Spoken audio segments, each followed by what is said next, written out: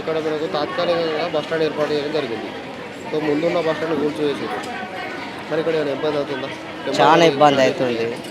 అది bus stand లేకపోవడం చాలా ఇబ్బంది అవుతుంది ఇక్కడ జనానికి. అందరికీ ఒక్కొక్కరు ఏ బస్ వచ్చేది ఏది తెలుస్తలేదు. ఇప్పుడు చదువుకున్న వాళ్ళు ఉంటారు, ఏ బస్ అని ఊరికి పోయి ఎక్కుతారు వాళ్ళు. అక్కడ ఉంటున్నామో ప్లాట్ఫారం ఇటు ఆర్టీసీ వేరే ఉండేది, లోకల్ వేరే ఉండేది. అన్నీ ఈ బస్ వచ్చిందని ఆర్టీసీ బస్సు వాళ్ళకి చెప్పేది, లోకల్ బస్ వచ్చిన వాళ్ళకి వాళ్ళకి చెప్పేది.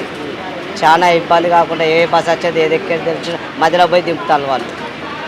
చాలా ఇబ్బంది అవుతుంది. బస్సు రాకపోకలలో ఇబ్బందులు ఉన్నాయి. ఇబ్బంది ఉన్నది. జనానికి కూడా ఏం తెలుస్తలేదు. చదువుకున్న వాళ్ళు ఉన్నారు. ఇప్పుడు చదువుకున్న వాళ్ళు అంటున్నా ఆ బస్ ఎక్కుతారు, చదువుకున్న వాళ్ళు ఏ బస్ ఎక్కుతారు? ఆ, పోయినాక మధ్యలో దింపబట్టే వాళ్ళు మళ్ళీ మధ్యలో పోయి నడిచి రావట్టే. ఆ. చాలా ఈ పట్టుదలక బస్ స్టాండ్ లేక చాలా ఇబ్బంది అవుతుంది. ఇప్పుడు ఎన్ని రోజులు అవుతుంది అది కూలగొట్టి? ఇప్పటికే అది కూలగొట్టి దాదాపు సంవత్సరం అవుతుంది దాటింది. సంవత్సరం అవుతుంది. ఆ, ఇప్పుడు సంవత్సరం నుంచి మీరు వస్తూ పోతూ ఉంటారు కదా ఇక్కడ. ఆ. ఈ టెంపరరీ బస్ స్టాండ్ ఎట్లా ఉంది మరి? సౌలతులు బాగున్నాయా?